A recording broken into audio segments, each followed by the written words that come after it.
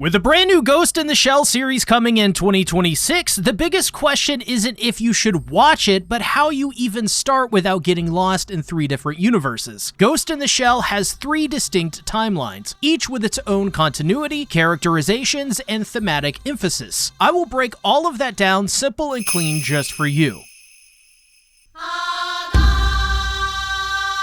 Our first is Ghost in the Shell 1995, the film. The reason this is our first entry in the canon over the Ghost in the Shell 2026, which adapts the original manga for the first time, is because this film is the cornerstone of the entire franchise. While it is based on the original manga, the director, Mamoru Oshii, deliberately stripped away much of the manga's military hardware fetishism and comedy to create what he called a meditative and philosophically dense cyberpunk meditation. The focus remains strictly on the Major's identity, arguing that adding too much technical clutter would have muddled the theme of what it truly means to be human in a machine's shell. It's also the film that introduced Western audiences to anime as a serious cinema and was the main inspiration for the Matrix trilogy, Cyberpunk 2077, and Cyberpunk Edgerunners. 1995 represents the purest and most core form of Ghost in the Shell's themes: human consciousness, identity, memory, and what constitutes a human when bodies become replaceable shells. Next up, we have Ghost in the Shell 2, Innocence. Innocence is a loose sequel set approximately 1 year after the end of the 1995 film. It shifts focus primarily to Bato, the Major's teammate, following the Major's departure at the end of the original film. This film is a direct sequel and should be watched after 1995. It explores a more expanded philosophical territory than the original film, with the nature of dolls, reproduction without biological sex, and the nature of artificial versus natural life. It also, like many of Production IG's films since Ghost in the Shell 1995, used a lot of advanced CGI blending with traditional animation, which has since been lauded as some of the most complex and successful uses of the technology at the time. Your key connections here are that Bato is searching for the Major, referencing what happened to Section 9, its former members, and maintains the same thematic continuity of what the Ghost, the human consciousness, and the Shell is, the body. But instead of a focus on cyborgs like with the Major, it focuses on female androids.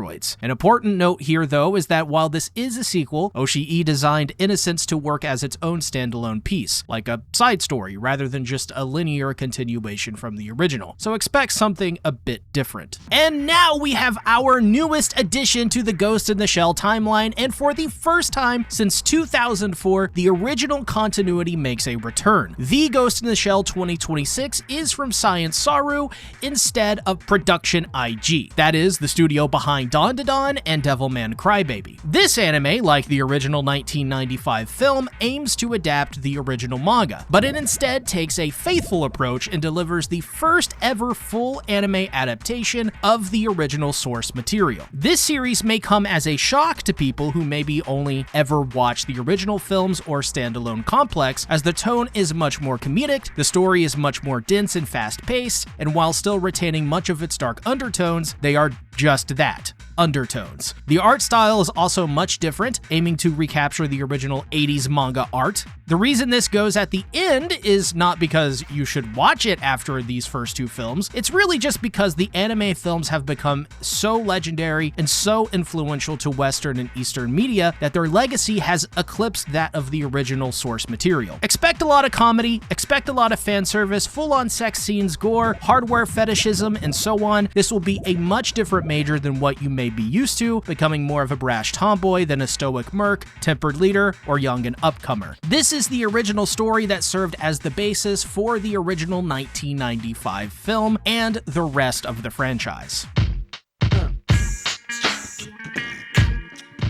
So here we go. This is timeline number 2, which is the standalone complex, or the SAC timeline. It exists completely separate from the original canon films we just talked about and is much more complex, but I will do my best to simplify it. Characters have different personalities, namely the Major, backstories, and even relationships. On top of that, Section 9 operates differently. This is an alternate universe to expand on the world building and create an easy entry point beyond the highly philosophical original canon, while still remaining true to those films' themes and philosophies. It is heralded as one of the best TV shows ever made for its writing, production, and timeless stories that still resonate in 2026. So, obviously, you're going to start with Ghost in the Shell Standalone Complex Season 1, and Ghost in the Shell Standalone Complex Second Gig, which is effectively Season 2. While the 1995 film is chronologically first in the franchise overall, SAC was designed for newcomers, so this is a viable entry point if you're not interested in watching the films first. Deliberately accessible, episodic in structure with recurring serialized arcs, many fans will recommend watching SAC first despite release order, because it is a great establishment point for the Major by making her more of a sympathetic character with a lot of development than the 1995 film, which is largely subdued. This Major is much more kick-ass and has more of the personality from the original manga, but tweaks her to be more of a leader. She's an incredibly strong female lead while also retaining many of the cultural touchstones of the Major, like, as you can see, her status as a sex symbol, among other things. Production IG produced this series too, and because of their use of American and Western talent in their anime, the series appeals more to a Western demographic here. Because of this, you can pick it up and put it down without worrying about losing narrative threads, which made it a mainstay on TV back in 2003 and very popular. However, it also does have arcs like the Laughing Man arc, which functions as the story's complete mystery story. For the most part, this sets up the primary SAC universe, the characters, and a different Section 9 from the original canon. It also reintroduces the Tachikoma AI tanks that are more or less the series mascots and a highly important philosophical thread connecting its themes to the original and the original canon. That being, what is the ghost? What is consciousness? And remember to watch every episode all the way through, as they have exclusive after-credit shorts starring the Tachikoma, which are important in developing their characters in the next episode.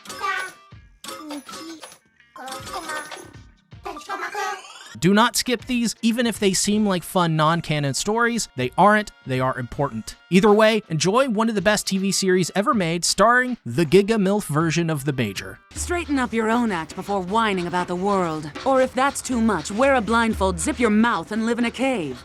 Or the alternative.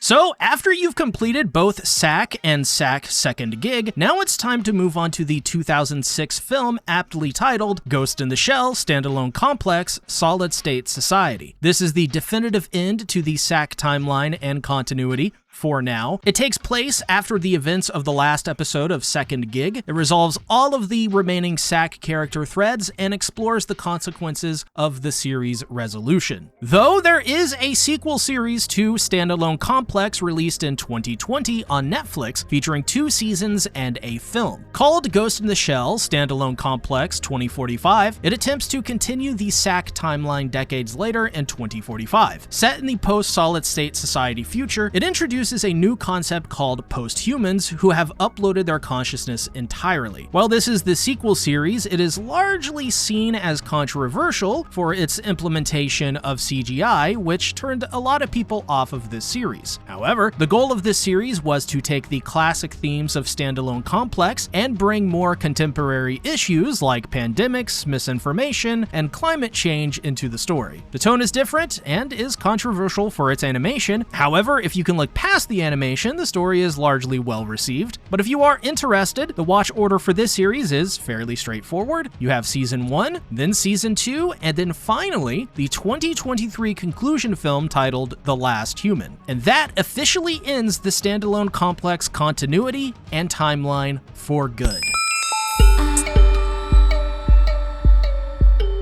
Now, for our final timeline, we have the Arise/Prequel Reboot universe. This was originally a series of films that came out in 2013 to 2015 that completely resets the franchise continuity. We have a totally different voice cast, though the original voice for the Major in Standalone Complex does play a big role here. It also has a different art direction and reimagined character origins. This is not a retelling. It's an alternative origin story within its own timeline. The version of the Major here is younger and less experienced, along with the rest of the classic cast, like Bato. More or less, this shows the Major's transition from a regular military operative into Section 9 leader. It's also more stylized, faster paced than the other 2 timelines. This was because at the time, the franchise was in a decline, and so they decided to treat the franchise as more malleable rather than a sacred tome that could not change. Because of this, it is seen as somewhat somewhat controversial, though I personally think it is very good and 100% should be watched by everyone here, as it's important history to the franchise and provides